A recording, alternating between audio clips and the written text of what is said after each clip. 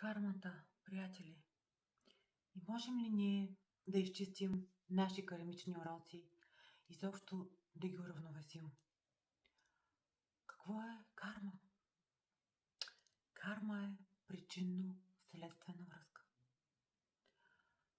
Това е причинно-следствената връзка на нещата, които ние сме направили в този или в някои от предишните ни животи. Знам, че темата е много провокативна, много мистична, много странна за много хора, но също така знам, че много хора се интересуват от това, вярват, че ние не сме просто материя и вярват също в причинно-следствената връзка, както в закона за баланса, даването и получаването.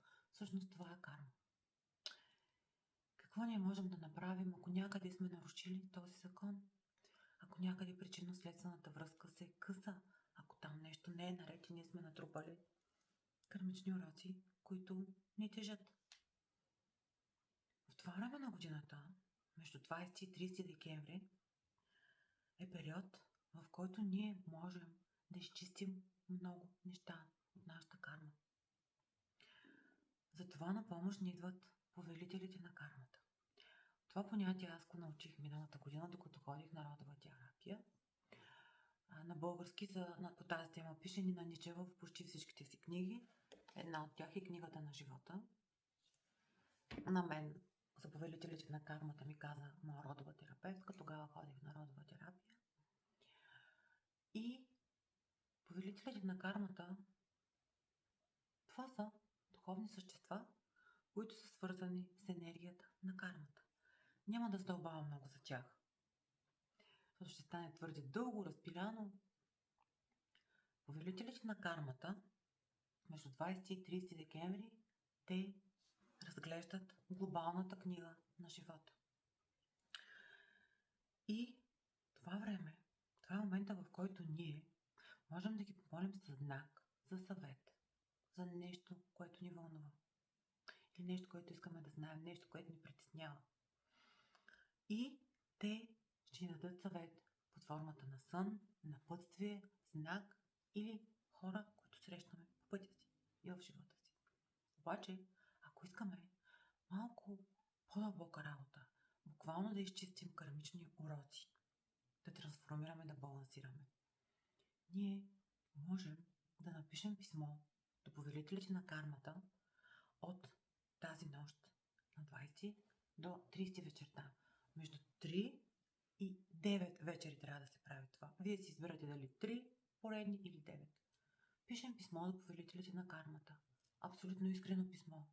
От сърце. Писмо, в което споделяме как се чувстваме, какво ни притеснява, какво бихме искали да изчистим, кого сме наранили, защо сме го наранили, кой е наранил нас, как се чувстваме, дали има човек, за който имаме обсебващи мисли, човек, който много харесваме, той не ни отвръща, или пък човек, когото не харесваме без никаква причина, какво се случва. Ние, ако нещо лошо сме направили, защо сме го направили, да се разкаяме, да напишем, че съжаляваме, но абсолютно искрено. Просто едно искрено писмо. Каквото усещаме, каквото чувстваме. Да споделим какво сме направили, хубаво, лошо. Как се чувстваме, какво искаме да изчистим. Как искаме да се чувстваме, какво всъщност искаме от този живот.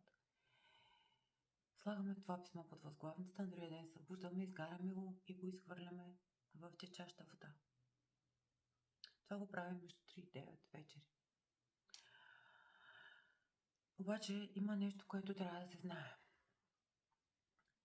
След като прочетем, след като напишем тези писма, след това има един период, такъв транзитен, който продължава някъде между 40 и 50 дни, в който е възможно да се случат негативни събития.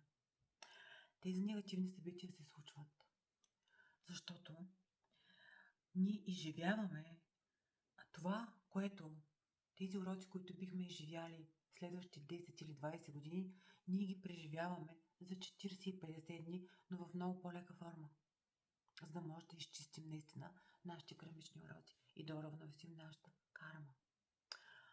Имайте предвид, че аз направих това, като да ви кажа честно, аз вярвах, но Си казаха, бе, сега 40-50 дни питах мои ментори, те ми казаха, че няма страшно, нали, някакви леки неща, да загубиш 5 лева, да така настинеш. И аз казах, окей, ще го направя.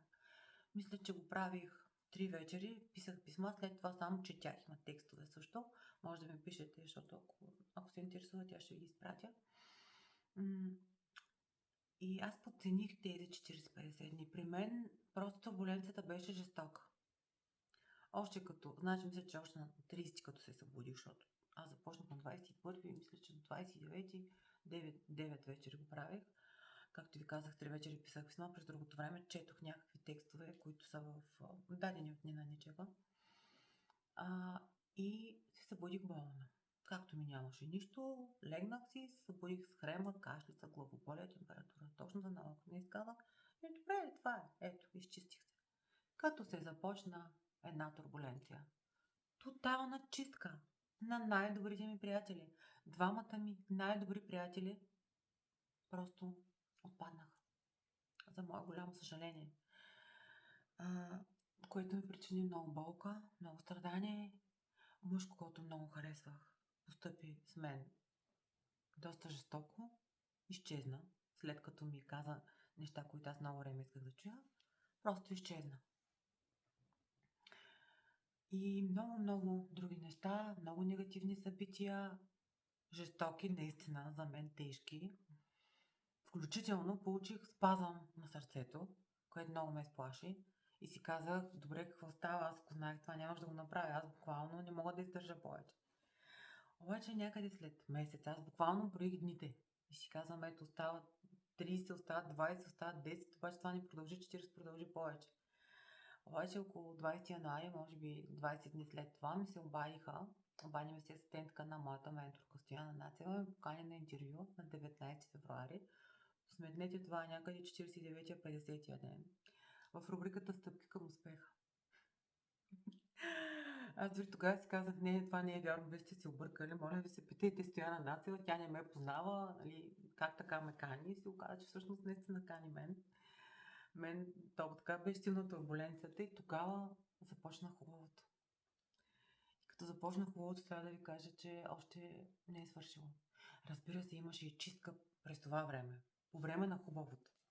Но просто се отпаднаха хора, които наистина не са били моите хора. Трябва да кажа, че отпаднаха доста хора. Имаше много сериозни промени в моя живот тази година, много сериозни. И също ми случиха невероятни неща. Просто такава трансформация, каквато някакси човек не може да се представи, че е възможна за толкова кратък период от време, но това се случи. Така че споделям ви и личен опит и това, което пише Нина Ничева в книгата си. И ако искате, може да го направите. Ако се страхувате, ако не сте достатъчно смели, защото това не е за всеки. Признавам, че това не е за всеки. Това е тежката артилерия. Трябва наистина човек да е много осъзнат да го направи или да е много смел. Но, повярвайте ми, трансформацията е огромна. Огромна. Това наистина е разчистване на всички нива. Това беше от мен, не става прекалено дълго, ето вече почти 9 минути. Ако ви интересува нещо повече, аз ще ви изпратя материали, пишете ми. Ако не, мисля, че това, което казах, също е достатъчно, може да почнете от тук. Просто като помолите повелителите на кармата за съвет, за някакъв знак, с някакво напътствие и те със сигурност ще ви го изпратят по интуитивен начин. Това беше от мен. Да, темата е странна, мистична, както искате я наречете, но много хора вече знаят, че всъщност има много повече отвъд това, което нашите очи виждат. Хубава вечер и до утре, когато ще си включа, когато ще направя видео или ще се включа на живо, за да ви споделя повече за моя любим най-силен ден, който е зимното слънцестояние. 21 декември тази година. Мисля, че миналата беше 22, не съм много сигурна. Ще ви разкажа повече за зимното слънцестояние, за ритуалите, какво можем да направим пак, как може да трансформираме живота. Имайте предвид, че този период е много силен. Последните 10 дни от годината са винаги много силно енергийни и ние можем буквално да се претрансформираме. Спокойна нощ!